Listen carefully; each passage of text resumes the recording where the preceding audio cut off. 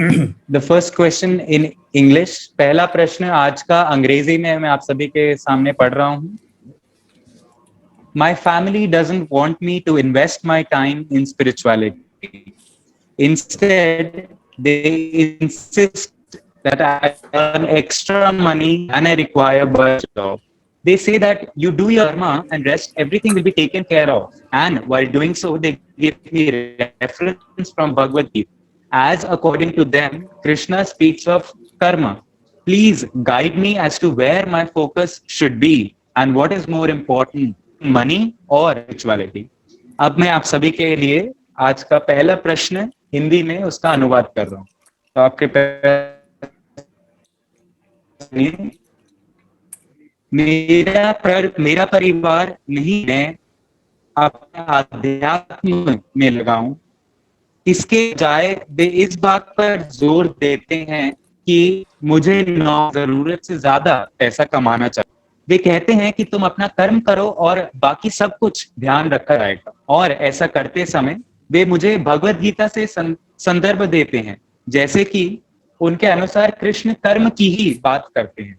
कृपया मेरा मार्गदर्शन करें कि मेरा ध्यान कहाँ होना चाहिए और अधिक महत्वपूर्ण क्या है, धन अर्जित करना या आध्यात्मिकता. So she is asking a very nice question. तो आज का जो पहला प्रश्न पूछा गया है ये बहुत ही अच्छा प्रश्न है. So this is very important to know what is your duty. तो हमारे लिए बहुत जरूरी है जानना कि वास्तविकता में हमारा काम क्या है, हमारा कर्तव्य क्या है.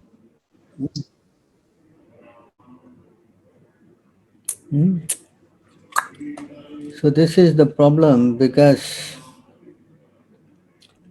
we don't know what to do, what not to do. यही हमारे लिए समस्या है, क्योंकि हमें यह नहीं पता कि हमें क्या करना चाहिए, क्या नहीं करना चाहिए. इसका हमें कोई ज्ञान नहीं. Everybody thinks that by making money, that is the goal of सभी life. लोग समझते हैं कि धन एकत्रित करना यही जीवन का लक्ष्य है.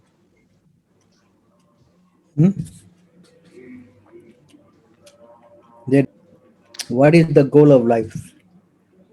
उन्हें जो जीवन का लक्ष्य है उसके बारे में कोई ज्ञान नहीं है.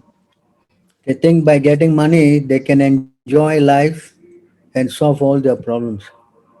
ऐसे लोग समझते हैं, उनकी समझ ऐसे कहती है कि यदि वे धन एकत्र कर लेंगे तो इससे उनकी सारी जीवन की समस्याएं समाप्त हो जाएंगी. It's not necessary that you get money, you solve all your problems. ऐसा कोई जरूरी नहीं है कि यदि आपके पास धन होगा तो आपकी सारी समस्याएं समाप्त हो जाएंगी. Can you go to 7:13:32? Yes, प्रभु.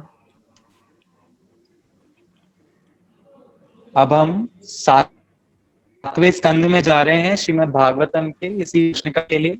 7वें स्कंद 13वें अध्याय का 32वां श्लोक.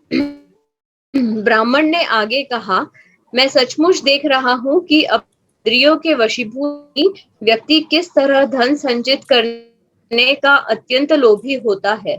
अतएव संपत्ति तथा ऐश्वर्य होते हुए भी चारों ओर से भय के कारण वह अनिद्रा रोग का शिकार बन जाता है. प्रभु, purport as well. Very long purport, but you can read, it'll be nice. Sure, thank you. तात्पर्य कृष्ण कृपा मूर्ति एसी भक्ति वेदांत स्वामी प्रभुपाद द्वारा. प्रभुपाद की जय. लालची पूंजीपति अनेक कष्ट सहकर संपत्ति का संचय करते हैं, जिसका परिणाम यह होता है कि उनका चित्त सदैव शुद्ध रहता है, क्योंकि वे तरह तरह के अनुचितता साधनों से धन संग्रह करते हैं. इस तरह वे रात्रि के समय सो नहीं पाते और मानसिक शांति पाने के लिए उन्हें नींद की गोलियां खानी पड़ती है. कभी कभी गोलियां भी कारगर नहीं होती. अतएव इतने श्रम से एकत्र किए गए धन का परिणाम सुख नहीं अपितु केवल दुख होता है. ऐसा सुखद पद प्राप्त करने से क्या लाभ यदि मन की शांति भंग हो जाए. अतएव नरोत्तम दास ठाकुर ने कहा है, संसार विषनाले दिवानिश हिया ज्वले जुड़ाईते ना कोनो उपाय। मैं भौतिक भोग के विषकारी प्रभाव से कष्ट भोग रहा हूँ। इस तरह मेरा हृदय अहर्निश जलता रहता है और अपनी क्रिया बंद करने वाला है। लालची पूंजीपति द्वारा अनावश्यक रूप से संपत्ति संग्रह करने का परिणाम यह होता है कि उसे चिंता की ज्वाला में जलना पड़ता है और सदैव यही चिंता लगी रहती है कि वह अपना धन किस तरह बचाए और उसे कैसे लगाए ताकि उसे और धन मिल सके। निश्चय ही ऐसा जीवन बहुत सुखी नहीं होता, किंतु माया के फेर में पड़कर भौतिकतावादी लोग ऐसे कार्यकलापों में लगे रहते हैं। माता जी, can you move the screen up? जहां तक हमारे कृष्ण भावनामृत आंदोलन का संबंध है, हम भगवत कृपा से अपना साहित्य बेचकर सहज ही धन पा रहे हैं। यह साहित्य हमारी इंद्रिय तृप्ति के लिए नहीं बेचा जाता। कृष्ण भावनामृत आंदोलन का प्रसार करने के लिए हमें अनेक वस्तुओं की आवश्यकता होती है, अतएव इस उद्देश्य को करने के लिए कृष्ण आवश्यक धन की पूर्ति करते हैं। कृष्ण का मिशन, माता जी could you please move the screen up? Krishna का मिशन सारे विश्व में कृष्ण भावनामृत को प्रसारित करना है और इस कार्य के लिए स्वाभाविक है कि हमें प्रचुर धन चाहिए। अतएव श्रील रूप गोस्वामी प्रभुपाद की सलाह के अनुसार हमें उस धन के प्रति अपनी आसक्ति नहीं त्यागनी चाहिए जो कृष्ण भावनामृत आंदोलन का प्रसार कर सके। श्रील रूप गोस्वामी ने भक्ति रसामृत सिंधु 1-2-256 में कहा है, जब मुक्ति के इच्छुक लोग भगवान से संबंधित वस्तुओं का परित्याग कर देते हैं, चाहे वे भौतिक हो ही क्यों ना हो, तो यह अपूर्ण वैराग्य कहलाता है। जो धन कृष्ण भावनामृत आंदोलन के प्रसार में सहायता करता है, वह भौतिक जगत का अंश नहीं होता। अतएव हमें चाहिए कि उसे भौतिक समझकर त्यागे नहीं। श्रील रूप गोस्वामी का उपदेश है, अनासक्तस्य विषयान् यथाहर्यमुपयुज्यतः निर्बंध कृष्ण संबंधे युक्त वैराग्य मुच्यते। जब कोई किसी भी वस्तु के प्रति आसक्त नहीं रहता, अतु प्रत्येक वस्तु को कृष्ण की समझ कर ग्रहण करता है, तो वह स्वामित्व से ठीक ऊपर स्थित होता है। भक्ति रसामृत सिंधु 1-2-255। धन तो प्रचुर मात्रा में आता रहता है, लेकिन हमें चाहिए कि इंद्रिय तृप्ति के लिए इस धन के प्रति आसक्त न हो। प्रत्येक छदाम का उपयोग कृष्ण भावनामृत आंदोलन के प्रसार में हो, इंद्रिय तृप्ति में नहीं। प्रचारक के लिए उस समय संकट उत्पन्न होता है जब उसे पर्याप्त मात्रा में धन मिलता है, क्योंकि जो ही इस संग्रह में से एक भी छदाम अपनी निजी इंद्रिय तृप्ति में खर्च करते हैं, क्यों ही वह पतित हो जाता है। कृष्ण भावनामृत आंदोलन के प्रचारकों को अत्यंत सावधान रहना चाहिए कि इस आंदोलन के लिए आवश्यक प्रचुर धन का दुरुपयोग न करें। हम इस धन को अपने दुख का कारण न बनाएं, अपितु इसका उपयोग कृष्ण के लिए करें। यह हमारे शाश्वत सुख का कारण बन सकेगा। धन ही लक्ष्मी है, जो नारायण की संगिनी है। लक्ष्मी जी को सदैव नारायण के साथ रहना चाहिए, तब च्युत होने का कोई भय नहीं रहता। इज मो माता जी? Yes, Prabhu. Oh, yes, bro.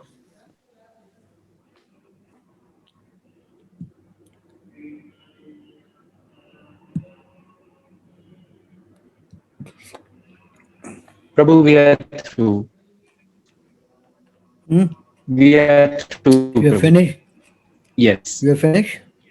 Yes, Can you Prabhu. summarize? Some words may be difficult. Can you explain? Prabhu, it was mostly direct, but I can just summarize. तो मैं आप सभी के लिए एक छोटे से If it is okay, then I will move to the next verse. Prabhu, I can summarize if you say in 2 minutes also. Yeah, please summarize. तो मैं आप सभी के लिए संक्षेप में इसे समझा रहा हूँ, आप समझने का प्रयास करिए। जो हमने अभी तात्पर्य पढ़ा, उसमें यही श्रील प्रभुपाद हमें बता रहे हैं कि जो आम आदमी होता है सदैव धन के ऊपर ही अपना चिंतन उसका केंद्रित होता है। सदैव धन संचित करने के बारे में उसके विचार होते हैं, विचारधारा ऐसी होती है कि कैसे वो धन संचित करे, कैसे उस धन की सुरक्षा करे। और अनुचित तरीकों से वह धन संचित करने का उसका प्रयास रहता है। अब जब वो धन अनियमित या अनुचित तरीके से करेगा तो फिर उसके मन में चिंता आएगी। यह चिंता उसे खाती रहती है कि जितना अधिक धन उसके पास होता है उतनी ही अधिक चिंता में वह व्यक्ति होता है और केवल उसके हाथ में निराशा ही लगती है। जबकि शिला प्रभुपाद अब एक बता रहे हैं उदाहरण के तौर पर कि जब कोई व्यक्ति भक्त बन जाता है, जब करने वाला व्यक्ति भक्त बन जाता है और जब भक्ति के कार्यों में यानी कि इस कृष्ण भावनामृत आंदोलन से जब वो जुड़ के और इनके कार्यों में सहयोग देता है अपना, तब उसका धन शुद्ध हो जाता है। तब उसके मन में यह चिंता नहीं रहती। क्यों? क्योंकि वो स्वामित्व के भाव से ऊपर उठ जाता है। वह समझता है कि यह धन केवल कृष्ण की ही सेवा करने के लिए है, इसीलिए उसका धन उसके पास रहता है और यहाँ तक कि भगवान भी उसकी सहायता करते हैं ताकि भगवान की ही सेवा अच्छी तरीके से हो सके। ऐसे करके उसके धन की शुद्धि हो जाती है। यस प्रभु। Next verse.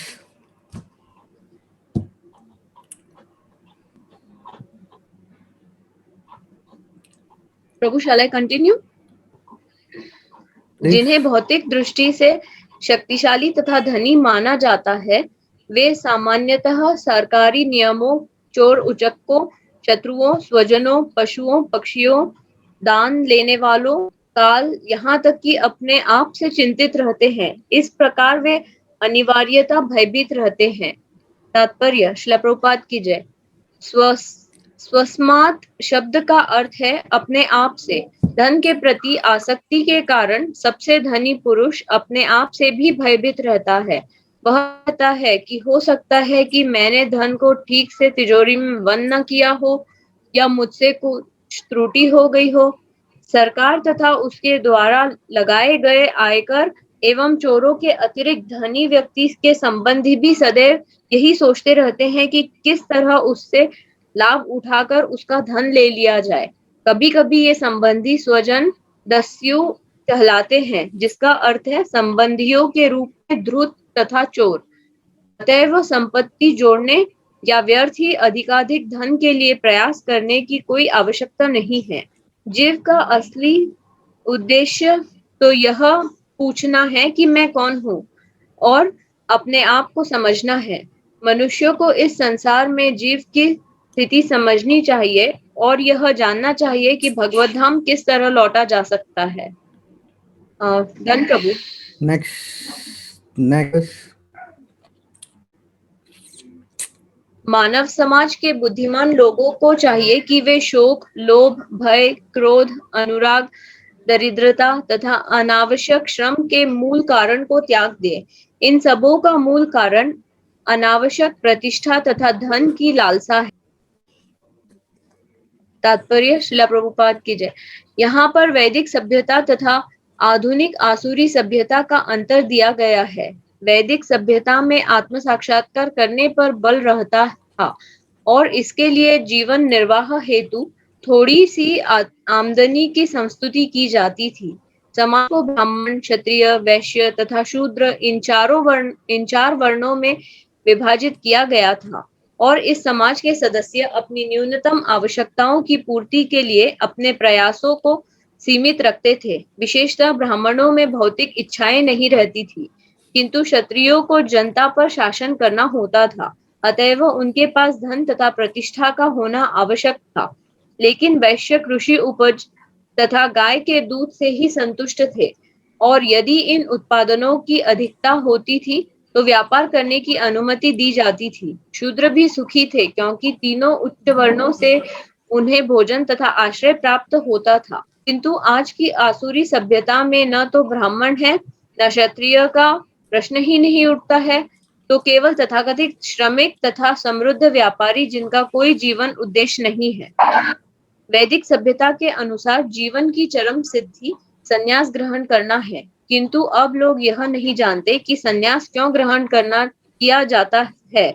न समझ पाने के कारण वे सोचते हैं कि संन्यास सामाजिक उत्तरदायित्व से बच निकलने के लिए ग्रहण किया जाता है, किंतु बात ऐसी नहीं है। सामान्यतया आध्यात्मिक जीवन की चतुर्थ अवस्था में संन्यास स्वीकार किया जाता है। मनुष्य ब्रह्मचारी से प्रारंभ करके पहले गृहस्थ बनता है, फिर वानप्रस्थ और अंत में सन्यासी बनता है, जिससे वह अपनी जीवन अवधि का लाभ उठाकर अपने आप को आत्म साक्षात्कार में लगा सके। सन्यास का अर्थ द्वार द्वार जाकर भीख मांगकर इंद्रिय तृप्ति के लिए धन संग्रह करना नहीं है। माता जी, कैन यू स्क्रॉल अप? किंतु चूंकि लोग कलयुग में न्यूनाधिक रूप में इंद्रिय तृप्ति की ओर उन्मुख है, अतएव अपरिपक्व सन्यास की संस्तुति नहीं की जाती। श्रील रूप गोस्वामी ने उपदेशामृत 2 में कहा है, अत्याहार प्रयासश्च प्रजल्पोन्यमाग्रहः जनसंगश्च लोल्यं च षड्भिर्भक्तिर्विनश्यति। जो मनुष्य निम्नलिखित 6 प्रकार के कार्यों में अत्यधिक फंसा रहता है, उसकी भक्ति भ्रष्ट हो जाती है। ये है आवश्यकता से अधिक खाना या आवश्यकता से अधिक धन संग्रह करना। दूसरा, उन संसारी वस्तुओं के लिए घोर प्रयास करना जिन्हें प्राप्त करना अत्यंत कठिन है। तीसरा, संसारी विषयों के बारे में वृथा बातें।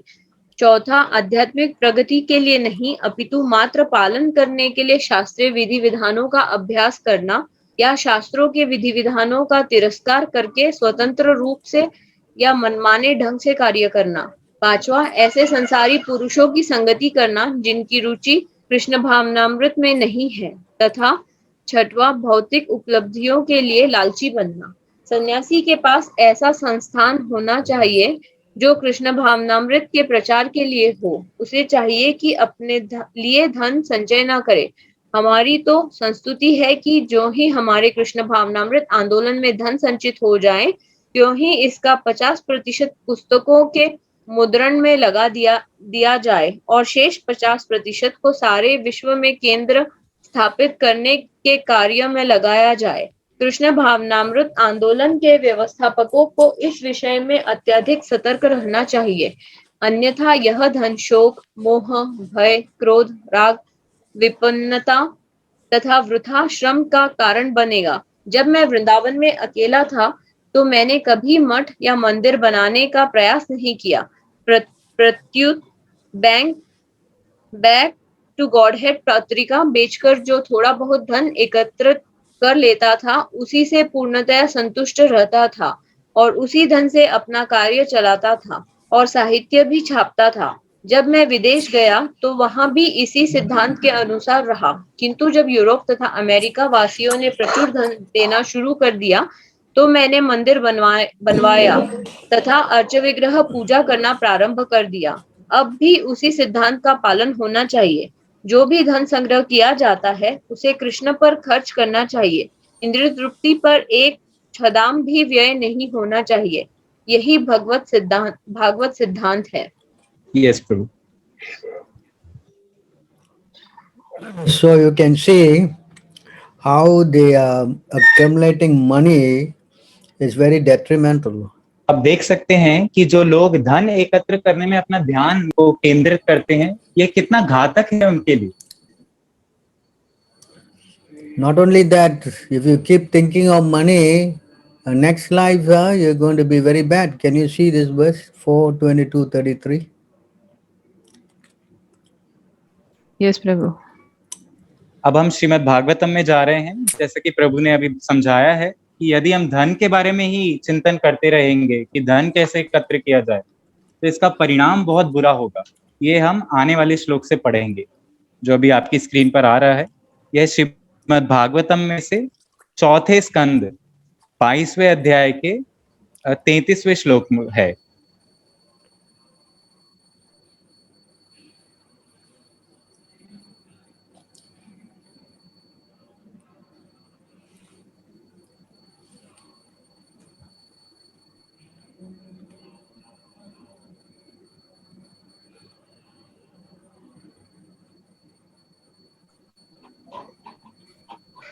Yes Prabhu. Can read? Yes Prabhu. Yes. माता जी, you are reading? Ask Yes. someone to read, to give them a chance. Yes. तो यदि आप में से कोई भाग लेना चाहता है, पढ़ना चाहता है, तो आप अवश्य अपने आप को अनम्यूट कर पढ़ सकते हैं। मैं दोबारा कह रहा हूँ, हमें बहुत बहुत प्रोत्साहन मिलता है जब आप भाग लेते हैं सत्र में। तो अपने आप को अनम्यूट करिए और बताइए अपना नाम और पढ़ना शुरू कीजिए। Hello. Prabhu may be I will read. Yeah, please read. I have nobody want to read. Yes. धन कमाने तथा इंद्रिय तृप्ति के लिए उसके उपयोग के विषय में निरंतर सोचते रहने से मानव समाज के प्रत्येक व्यक्ति का पुरुषार्थ विनष्ट होता है। जब कोई ज्ञान तथा भक्ति से शून्य होता है, वह वृक्षों तथा पत्थरों की सी जड़ योनियों में प्रवेश करता है। Yes Prabhu. So you can see how by thinking of money all the time, you can take next life birth as a tree or become stone. आप देख सकते हैं श्लोक में साफ साफ बताया जा रहा है कि यदि आप धन के बारे में सदैव चिंतन करते रहेंगे, उसके बारे में निरंतर सोचते रहेंगे, तो आपको किसकी योनि में जन्म लेना पड़ेगा? या तो वृक्ष या पत्थर। This is dangerous. यह बहुत घातक है। Because human life, you can find the answers to solve this problem of why we are suffering here.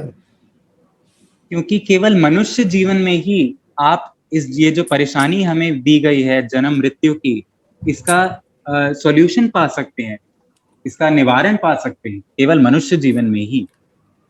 If we get ourselves to spiritual life, that means we surrender to God, then our life actually becomes successful. We go back to the spiritual world.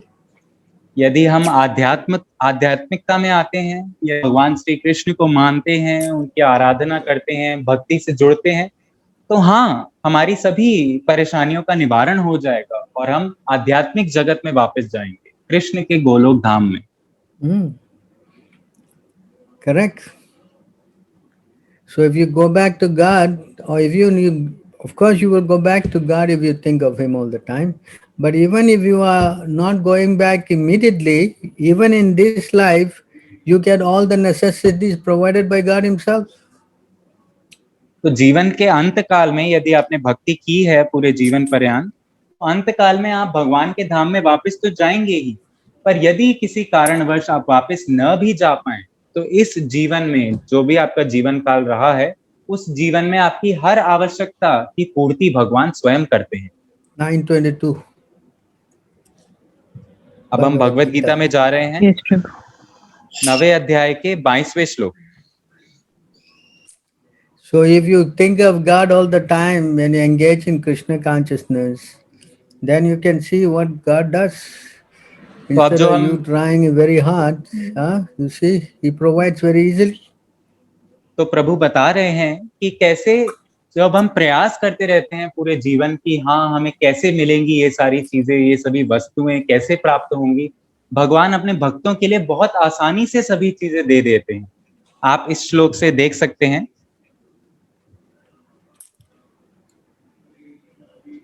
Yes, Prabhu, shall we read the Sanskrit also? Yes. अनन्यश्चिन्तयन्तो मां ये जना पर्युपासते तेषां नित्याभियुक्तानां योगक्षेमं व्यहाम्यहम्। अर्थ, किंतु जो लोग अनन्य भाव से मेरे दिव्य स्वरूप का ध्यान करते हुए निरंतर मेरी पूजा करते हैं, उनकी जो आवश्यकताएं होती हैं उन्हें मैं पूरा करता हूं और जो कुछ उनके पास है उसकी रक्षा करता हूं। So you can see here, He gives you what you lack and preserve what you have. तो आप इस श्लोक के द्वारा समझ सकते हैं कि भगवान कैसे बता रहे हैं कि अपने भक्त के लिए जो उसके पास नहीं है भगवान उसे दे देते हैं, और जो भक्त के पास पहले ही है उस सभी वस्तुओं की भगवान रक्षा करते हैं। But if you try by yourself, so much anxiety and problem. पर यदि आप खुद से स्वयं से प्रयत्न करते हैं धन संचित करने का, एकत्र करने का, तो हमारे लिए बहुत परेशानियां हैं, बहुत कठिनाई है। Not sure also you will get the result. और कोई ऐसी गारंटी भी नहीं है कि आपको फल मिलेगा ही मिलेगा परिश्रम के बाद। Can see in the last verse of the Bhagavad Gita again, 1878. हम भगवत गीता के अंतिम श्लोक पर जाके इस बात को समझेंगे।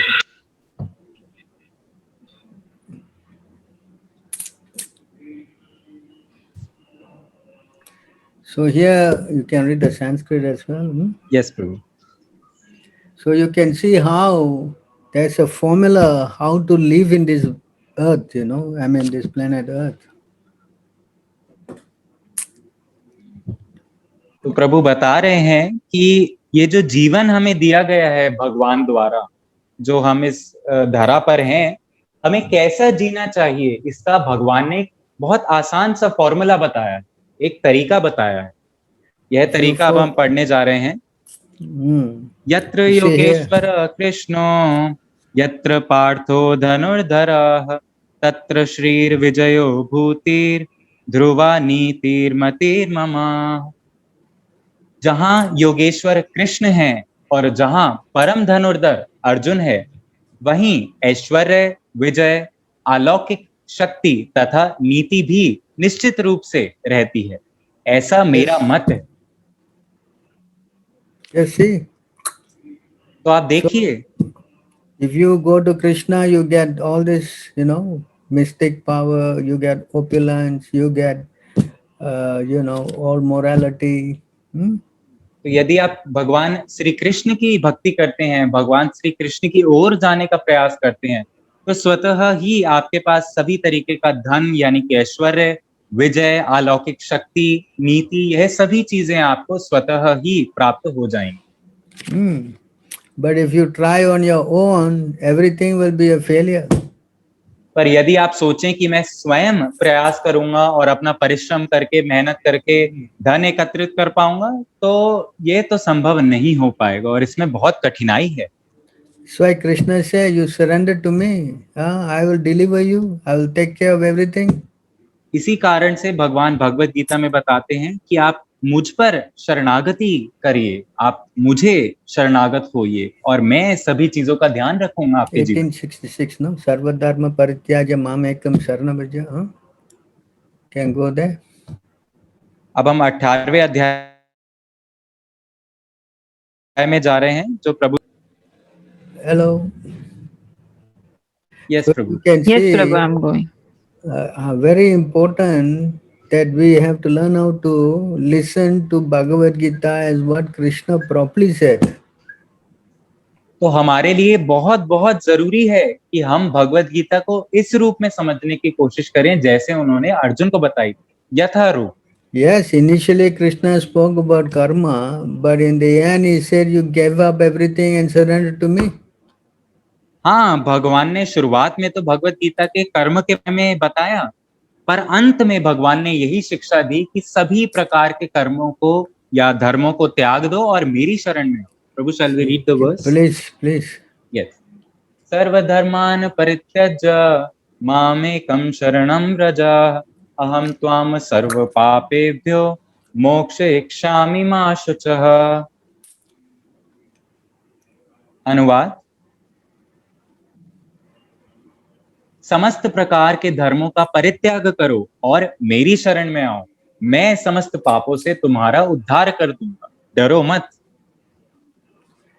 So you see, the final instruction is the most important, no? तो आप समझने का प्रयास करिए, जो भगवान ने अंत में जो बात कही है वही सर्वोपरि है, वही सबसे महत्वपूर्ण बात। Krishna is not asking you to do karma, he is asking you to surrender to him totally, giving up all kind of karma, yoga, this, that, everything. भगवान कृष्ण केवल आपको कर्म करने का प्रोत्साहन नहीं दे रहे हैं, भगवान कृष्ण अंत में यही निर्देश दे रहे हैं कि आप सभी प्रकार के कर्म, ज्ञान या जितनी भी और चीजें हैं, सभी प्रकार के धर्मों का परित्याग करिए और उनकी शरण में जाइए, वे सभी प्रकार के विपदाओं से आपकी सुरक्षा करेंगे। Can you go to, even you work very hard also, the final result must be given to you by God only, no? और यहाँ तक कि यदि आप परिश्रम भी कर लें, कितना भी प्रयत्न क्यों ना कर लें, जो अंतिम का फल है वो भगवान कृष्ण ही आपको देंगे। You can see how the devotee, if you become a devotee of Krishna, how Krishna give you special benefit. अब जो हम आपको श्लोक दिखाएंगे उसमें से आप समझ पाएंगे। Can you go to 8547? Yes, Prabhu.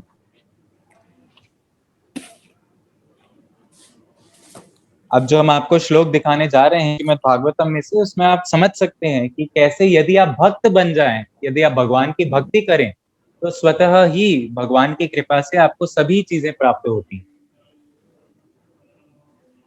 कोई भी और व्यक्ति जो अनुवाद पढ़ना चाहे इस बारी, वे पढ़ सकते हैं। अपने आप को अनम्यूट करें और पढ़ें। आप सत्र में भाग लें। Diksha Mataji was raising the hand. She can maybe read. जी, दीक्षा माता जी, यदि आप पढ़ना चाहती हैं, अपने आप को अनम्यूट करके पढ़ सकती हैं।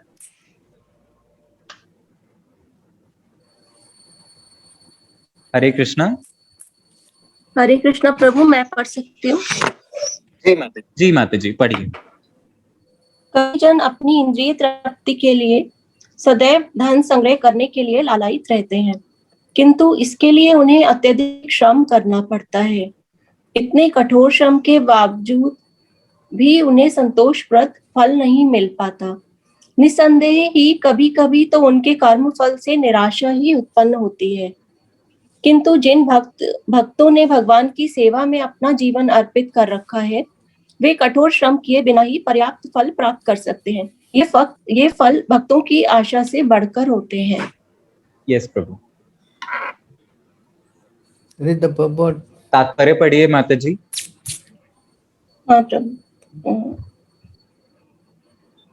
तात्पर्य, हम यह व्यावहारिक रूप से देख सकते हैं कि जिन भक्तों ने कृष्ण भावनामृत आंदोलन में अपना जीवन कृष्ण की सेवा में अर्पित कर दिया है, वे किस तरह बिना कठिन श्रम किए भगवान की सेवा का प्रचुर अवसर प्राप्त कर रहे हैं। वास्तव में कृष्ण भावनामृत आंदोलन केवल 40 रुपए से चालू हुआ था, किंतु इस समय उसके पास 40 करोड़ से भी अधिक की संपत्ति है, जो 8-10 वर्षों के भीतर ही प्राप्त की गई है। कोई भी कर्मी इतनी तेजी से अपने व्यापार में उन्नति करने की आशा नहीं रख सकता।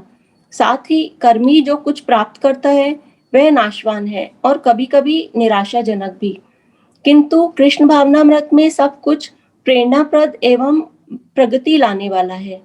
कृष्ण भावनामृत आंदोलन कर्मियों के बीच अधिक लोकप्रिय नहीं है, क्योंकि यह आंदोलन अवैध मैथुन, मांसाहार, जुआ खेलने तथा मादक द्रव्य सेवन से दूर रहने की संस्तुति करता है। ये ऐसे प्रतिबंध हैं जिन्हें कर्मी बहुत नापसंद करते हैं। फिर भी इतने सारे शत्रुओं के होते हुए भी यह आंदोलन बिना किसी अवरोध के प्रगति करता जा रहा है। यदि भक्तगण कृष्ण के चरण कमलों पर अपने जीवन को समर्पित करके इस आंदोलन का प्रसार करते रहें, तो इसे कोई भी रोक नहीं सकेगा। वह बिना किसी सीमा के आगे बढ़ सकेगा। हरे कृष्ण का जप करो। Yes Prabhu. So people who are asking for wealth, they are not very intelligent. तो जो लोग भगवान से धन की कामना करते हैं, वे वास्तव में बुद्धिमान नहीं हैं। You can see in 10:60-53 what the Lord says.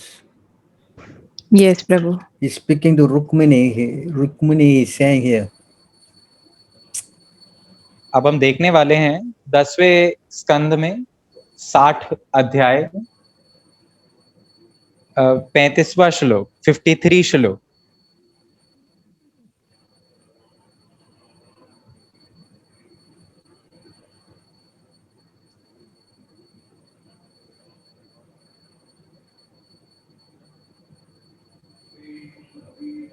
मुझे माफ करिएगा, 53 नंबर का श्लोक है, 53। 10वां स्कंद 60वां अध्याय का 53 नंबर का श्लोक।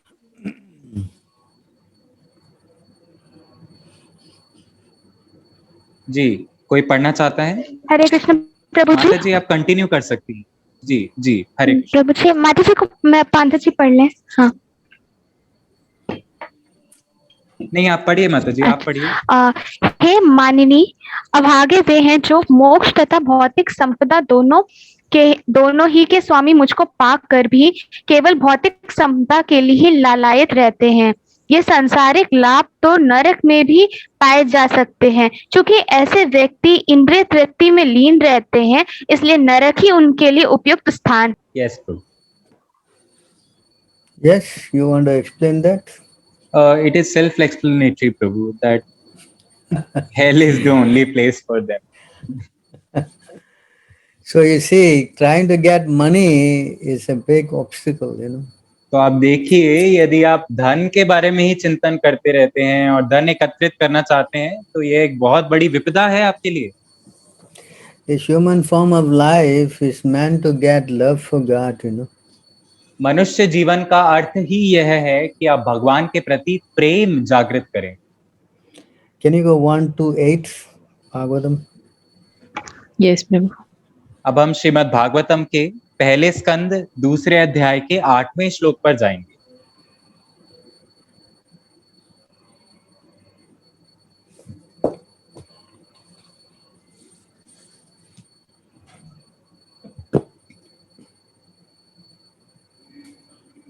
जी माता जी, आप कंटिन्यू कर सकते हैं पढ़ना।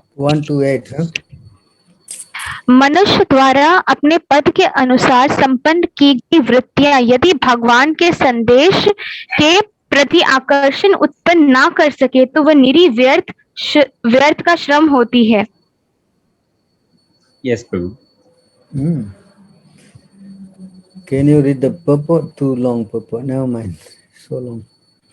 So you see, this is the purpose of human life, you know, to develop an attraction, to hear about God, to love Him, you know. तो आप देखिए, जैसा कि ये श्लोक बता रहा है कि भगवान के प्रति आकर्षण उत्पन्न करना ही इस मनुष्य जीवन का सार है। इस मनुष्य जीवन में हमें यही करना चाहिए। Can you go to the next verse? अब हम अगले श्लोक को पढ़ेंगे। जी माता जी, आप कंटिन्यू कर सकती हैं अगले श्लोक को। समस्त वृत्तपरक कार्य निश्चय ही परम मोक्ष के निमित्त होते हैं, उन्हें कभी भौतिक लाभ के लिए संपन्न नहीं किया जाना चाहिए। इससे भी आगे ऋषियों के अनुसार जो लोग परम वृत्ति धर्म में लगे हैं, उन्हें चाहिए कि इंद्र तृप्ति के सर्व धर्म हेतु भौतिक लाभ का उपयोग कदापि। Yes. Yes. Correct. Next verse. अब हम अगले श्लोक को पढ़ेंगे।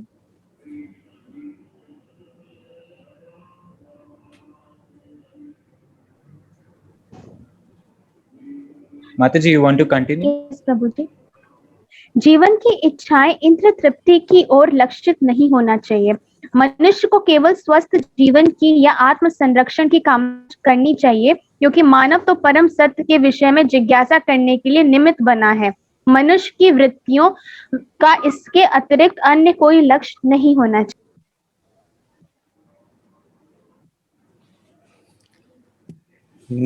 So you see how the human life is meant to develop love for God, not to use our life to enjoy the senses, you know. जो अभी हमने श्लोक पढ़े सारे, वह सभी हमें यह सिखाते हैं कि कैसे मनुष्य जीवन का लक्ष्य होना चाहिए कि हम भगवान के प्रति अपना आकर्षण जागृत करें, भगवान के प्रति प्रेम जागृत करें। ये नहीं कि हम केवल इंद्रिय तृप्ति में ही रहें, केवल अपने इंद्रियों का भोग करते रहें पूरे जीवन काल। It's not to go and amass money so that we can enjoy and go to God only to pray to Him to get more money to enjoy. This is all not the proper system. आप देखिए, ये कोई अच्छा तरीका नहीं है कि आप भगवान के सामने जाते हैं कि हे भगवान, मुझे धन दीजिए, मुझे ऐश्वर्य दीजिए। ये कोई सिस्टम नहीं है, ये कोई तरीका नहीं है, और ये जीवन का लक्ष्य भी नहीं है। The purpose of this life is to develop love for God so we can go back to Him and not come back here again and suffer, going body after body after body. हम शरीर के बाद शरीर लेते हैं, एक शरीर को त्यागते हैं और दूसरा शरीर धारण करते हैं, और कैसे कैसे हमें देह मिलते हैं, इसे हम सोच भी नहीं सकते और इसका हम चिंतन भी नहीं कर सकते।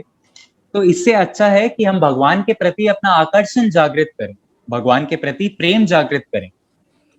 The purpose of parent is to make the dependent develop this understanding of God and going back to God, not to make him work like an ass and go through a lot of suffering. तो जैसा कि माता जी ने अपने प्रश्न में भी पूछा था कि मेरे माता पिता मुझे कहते हैं कि आप जाइए और सबसे पहले धन एकत्रित कीजिए, तो सबसे पहले शास्त्र कहता है कि माता पिता का धर्म है कि अपने आश्रितों को, यानी कि अपने बच्चों को सिखाएं वो धर्म के विषय में, यानी कि भगवान से प्रेम कैसे करना है, यह उनका परम कर्तव्य होना चाहिए।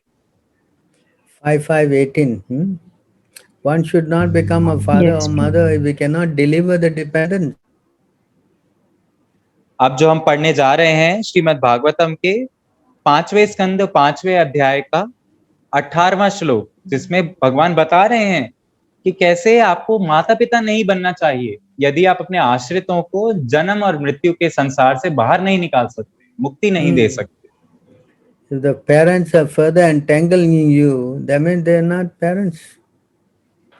यदि जो आपके माता पिता हैं, यदि आपको संभोग करने के लिए आपकी इच्छा को बढ़ा रहे हैं, यदि आपको इस जन्म मृत्यु के संसार में ही रहने का प्रोत्साहन दे रहे हैं, तो वास्तव में वे माता पिता नहीं हैं, ऐसा शास्त्र कहता है। Can read that? यस प्रभु। जो अपने आश्रित को बारंबार के जन्म मृत्यु के पथ से न उबार सके, उसे कभी भी गुरु, पिता, पति, माँ या आराध्य देव नहीं बनना चाहिए। Yes Prabhu. So therefore it is very important to know the role of a father, mother and everybody. इसलिए सभी को बहुत जरूरी है कि वे इसके बारे में ज्ञान अर्जित करें कि वास्तव में माता पिता के जीवन का लक्ष्य क्या होना चाहिए, उन्हें बच्चों को कैसी शिक्षा देनी चाहिए, इसके बिना उन्हें माता पिता नहीं बनना चाहिए। Can you read the last part there? Ordinarily the spiritual master, husband, father, the purport, the last paragraph down there below. Everyone should be very responsible and take charge of dependents, just as we take care of the self, father takes care of son. All this cannot be decided honestly unless we can save the dependent from the repeated birth and death. Can you see that part there? Yes, the father. Yes. Read that. Ordinarily the spiritual master, husband, father, all this part. पहले तो पिता, गुरु व पति को इतना सक्षम होना चाहिए कि अपने आश्रित को बारंबार जन्म तथा मृत्यु से उबार सके। यदि वे ऐसा नहीं कर पाते तो वे अपने अवैधिक कर्मों के कारण भत्सरना के सागर में डूबते हैं। प्रत्येक मनुष्य को चाहिए कि अपने आश्रित का वैसा ही ध्यान रखे जैसा कि गुरु अपने शिष्य का या कि पिता अपने पुत्र का रखता है। ये सारे उत्तरदायित्व ठीक प्रकार से एक साथ तब तक नहीं निभाए जा सकते जब तक अपने आश्रित को जन्म मरण के चक्कर से उबारा न जा सके। Can you go to 6:5:20? Yes, Prabhu. अब हम श्रीमद् भागवतम के 6ठे स्कंद के 5वें अध्याय के 20वें श्लोक पर जाएंगे, देखेंगे वहां पर कैसा बताया जा रहा है।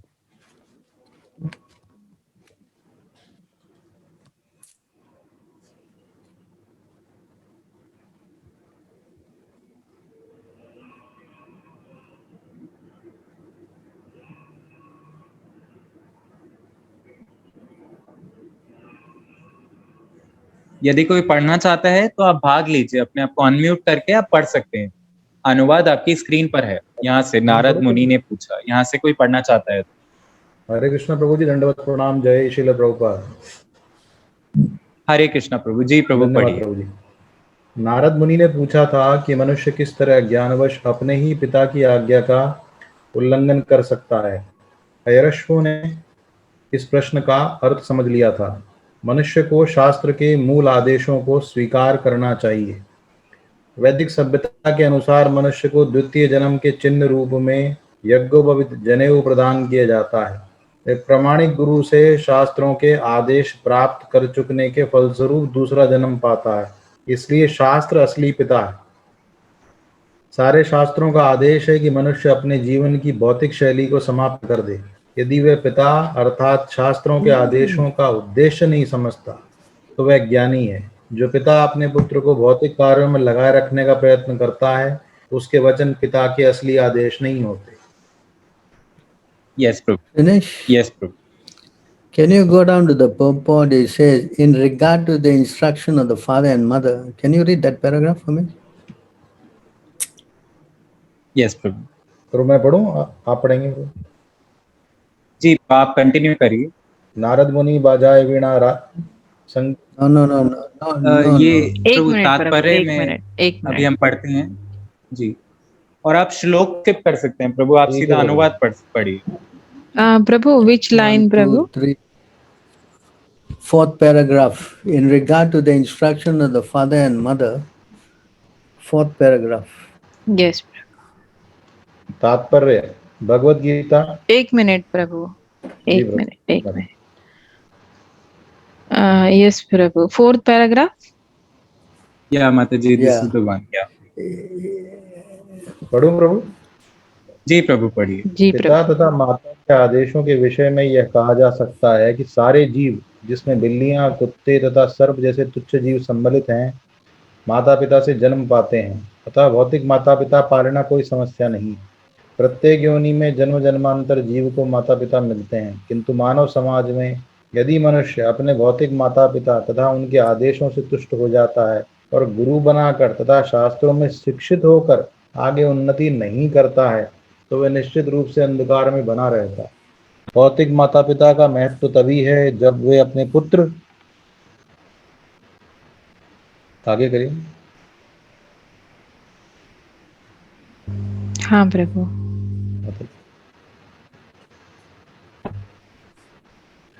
देख पा रहे हैं आप? हो जाता है और गुरु बनाकर तथा शास्त्रों में शिक्षित होकर आगे उन्नति नहीं करता, तो वह निश्चित रूप से अंधकार में बना रहता है। भौतिक माता पिता का महत्व तभी है जब वे अपने पुत्र को मृत्यु के चंगुल से मुक्त बनाने में शिक्षित कराने की रुचि लेते हों, जैसा कि ऋषभदेव ने भागवत 5वां खंड 5वां अध्याय 18वां श्लोक उपदेश दिया है। पिता न जननी न स्यात् न मोचिदा समुपेत मृत्युम।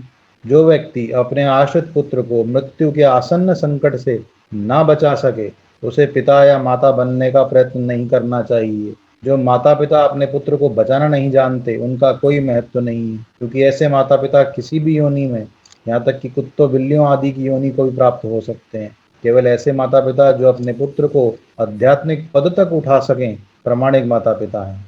इसीलिए वैदिक प्रणाली में कहा जाता है, जन्मना जायते शूद्रः।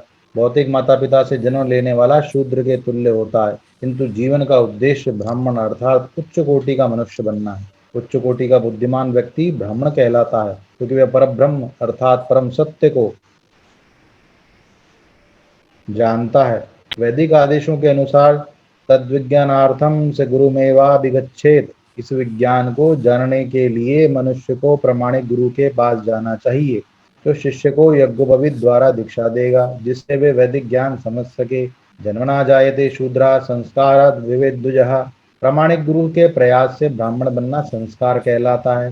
दीक्षा के बाद मनुष्य शास्त्र अध्ययन में लग जाता है। शास्त्र विद्यार्थी को आदेश शिक्षा देता है कि भौतिकवादी जीवन से किस प्रकार तरह छुटकारा पाकर भगवत धाम लौटा जाए। कृष्ण भावनामृत आंदोलन भौतिकवादी जीवन से विरक्त होकर भगवान के पास लौटने के इस उच्चतर ज्ञान की शिक्षा देता है, किंतु दुर्भाग्यवश बहुत से माता पिता इस आंदोलन से अधिक संतुष्ट नहीं हैं। हमारे छात्रों के माता पिता के अतिरिक्त अनेक व्यापारी जन भी असंतुष्ट हैं, क्योंकि हम छात्रों को नशा, मांसाहार, अवैध मैथुन तथा जुआ खेलने की आदतों को छोड़ने की शिक्षा देते हैं। यदि कृष्ण भावनामृत आंदोलन का विस्तार होता है, तो तथाकथित व्यापारियों को अपने कसाईघर, शराब खाने तथा अपनी सिगरेट फैक्ट्रियां बंद करनी पड़ेंगी। इसलिए वे भी अत्यधिक भयभीत हैं, किंतु हमारे पास अपने शिष्यों को भौतिकवादी जीवन से छुटकारा दिलाने के अतिरिक्त अन्य कोई विकल्प नहीं है। हम उन्हें भौतिक जीवन से विपरीत जीवन की शिक्षा देनी चाहिए, जिससे हम उन्हें जन्म मृत्यु के चक्कर से बच सकें। इसीलिए नारद मुनि ने प्रजापति दक्ष के पुत्र अयश्वों को सलाह दी कि संतति उत्पन्न करने के बजाय अच्छा हो कि वे उसका परित्याग करें, शास्त्र आदेश अनुसार आध्यात्मिक ज्ञान की सिद्धि प्राप्त करें। भगवद गीता 16वें अध्याय के 26वें श्लोक में शास्त्रों की महत्ता का उल्लेख हुआ है। यह शास्त्र विधि मत्स्य वर्तते कामकारता न सिद्धिमवाप्नोति न सुखम न पराम गतिम।